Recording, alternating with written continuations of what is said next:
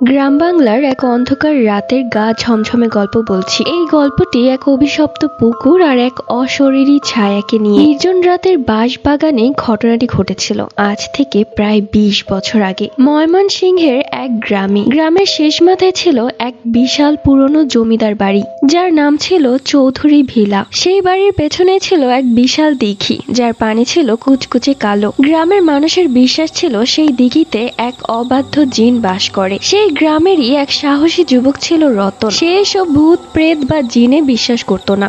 একদিন বন্ধুদের সাথে বাজি ধরে সে ঠিক করলো অমাবস্যার রাতে একা ওই দিঘির ঘাটে বসে থাকবে। রাত যখন নিঝুম, রাত তখন প্রায় ১২টা। চারিদিকে ঝিঝি পোকার ডাক আর মাঝে মধ্যে শিয়ালের হুক্কা হুয়া। রতন টর্চ হাতে দিঘির ঘাটে গিয়ে বসলো। প্রথমে সবকিছু ঠিকঠাকই ছিল, কিন্তু হঠাৎ রতন খেয়াল করলো বাতাসের গন্ধ বদলে গেছে। চারপাশে কেমন যেন পচা মাংস আর তীব্র আতর একটা মিশ্র গন্ধ পাওয়া যাচ্ছে। হঠাৎ সে দেখলো দিঘির মাঝখানে পানি স্থির থাকলেও এক জায়গায় ছোট ছোট বুদবুদ উঠছে। রতন টর্চের আলো ফেললো সেখানে।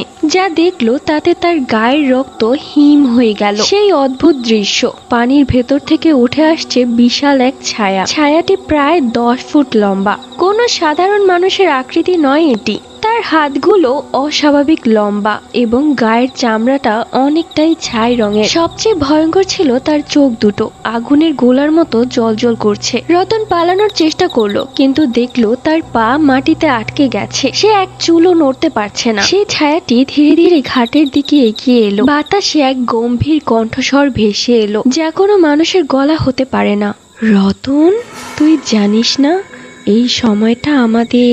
কেন এসেছিস সেখানে? রতন দেখলো সেই ছায়াটি বা জিনের অবয়বটি মুহূর্তের মধ্যেই তার রূপ পরিবর্তন করছে। কখনো সে রতনের মৃত বাবার মতো দেখতে হচ্ছে, আবার কখনো এক বিভৎস পশুর মতো। জিনটি তার দিকে লম্বা হাত বাড়িয়ে দিল।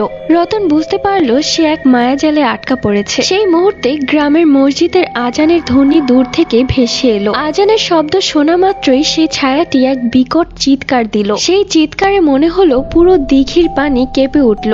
চোখের পলকে ছায়াটি ধোয়ার মতো মিলিয়ে গেল পানির নিচে। রতন জ্ঞান হারিয়ে সেখানেই পড়ে রইল। পরদিন সকালে গ্রামবাসীরা তাকে উদ্ধার করে। বাড়ি ফেরার পর রতনের তীব্র জ্বর এলো, যা ৭ দিনেও কমেনি। সুস্থ হওয়ার পর রতন আর কোনোদিন ওই পথে একা যায়নি। সে তার বন্ধুদের বলেছিল, সবকিছু বিজ্ঞান দিয়ে ব্যাখ্যা করা যায় না। কিছু অন্ধকার আমাদের কল্পনার চেয়েও বেশি গভীর। আর এই ভয়ঙ্কর গল্পটি লিখে পাঠিয়েছে আপসিদা। সবাই কমেন্ট করে জানো কেমন লাগলো।